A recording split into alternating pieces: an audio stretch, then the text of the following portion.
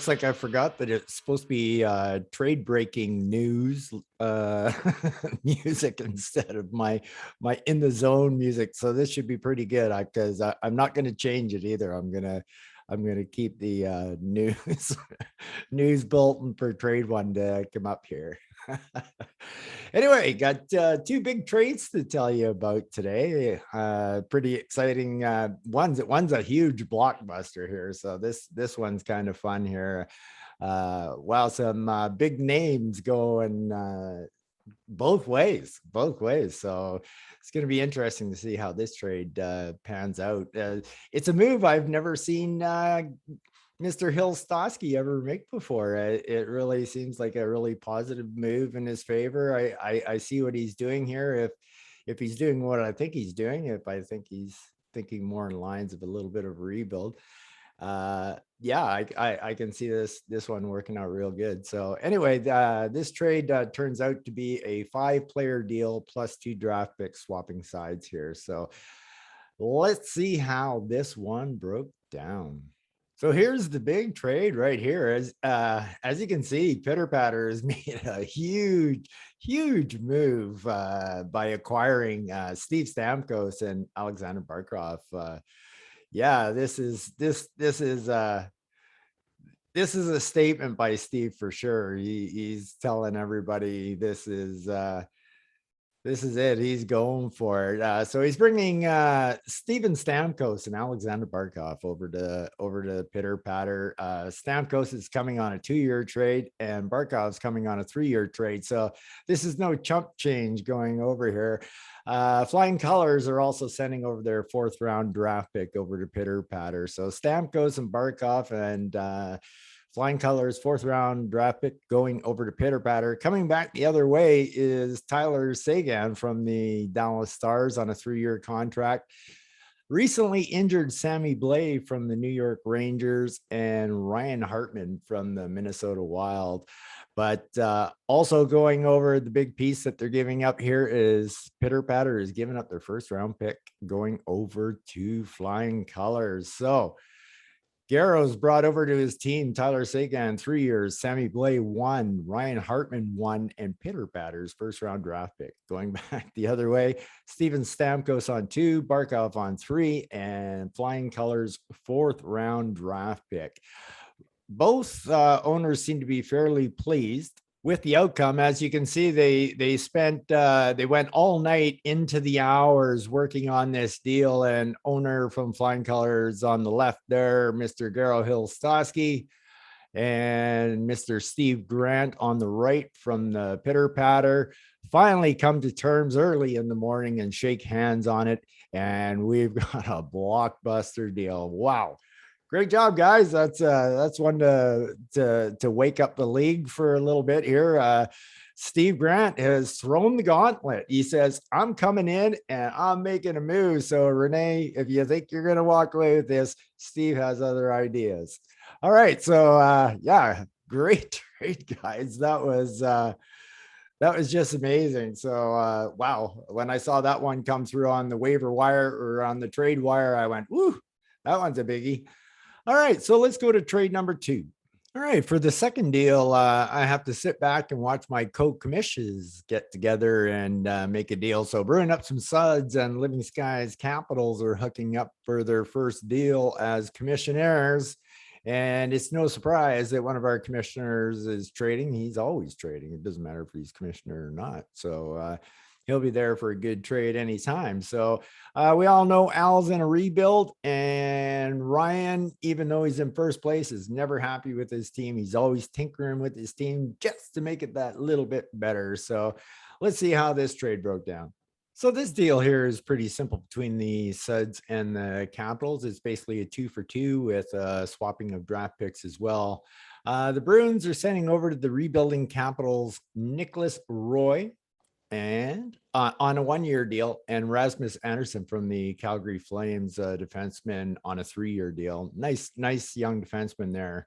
It's a nice pickup by Al. Going the other way, though, is Ivan Provorov from the Philadelphia Flyers and Jonathan Marchessault, who is currently injured right now, but should be back soon. Provorov is going on a 2-year deal and Marchessault on a 1-year deal. So basically, Ryan is also clearing up a year's worth of cap space for himself to help himself wheel and deal. And they swapped their draft picks, as you can see here. The Bruins sent over their 4th round pick, and the Capitals sent over their 5th round pick. The Bruins 5th round pick, though, was the Capitals' 1st round pick was the Bruins, and the Capitals had acquired that previously from the I believe it was the Mustangs. I can't remember. Or no, it was the Capitals, actually. No, it was the Mustangs. I can't remember. Anyway, it was one of them. So anyway, why am I looking at that one? I must have the wrong one here. Hold on a second. Living Skies Capitals sent over their 5th round pick to, oh yeah, this was it. They had Pitter Patter's 5th round draft pick. So the Bruins picked up that one. And yeah, so the Capitals had owned that pick previously from Pitter Patter. And you can see over here on Pitter Patter where the Bruins picked up the 5th.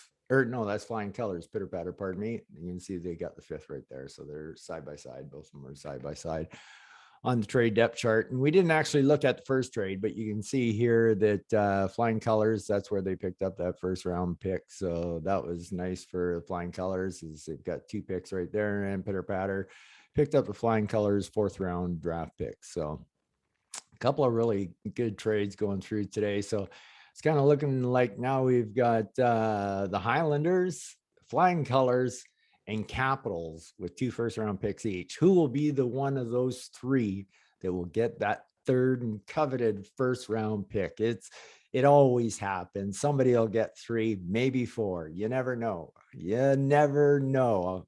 Never know. So anyway, the Bruin up the Suds send over Nicholas Roy on a 1-year contract, Rasmus Anderson on a 3-year contract. Their 4th round draft pick over the Living Skies Capitals, and the Capitals send back Ivan Provorov on a 2-year contract, Jonathan Marchessault on a 1-year contract, and their 5th round draft pick, which was previously Pitter Patters. So yeah, so that's a big day of trading. So we definitely got some people here who said I'm going to make a move, and Mr. Steve Grant is definitely one of those, and always RK is never satisfied with his team. Al doing a good job there on rebuilding, and I can only assume that even though they got Tyler Seguin back, I can only assume that the Flying Colors, by sending both Stamkos and Barkov with term on their contracts, I can only see them as rebuilding, and it doesn't hurt them that bad because they bring over Seguin in the process. So plus getting that 1st round draft pick. So I'm assuming that Garrow's had enough of being 500, 1 win, 1 loss, and I think he's rebuilding. It's almost a in the middle kind of rebuild, on the fly. It's not like going way down to the bottom depths and then rebuilding your team.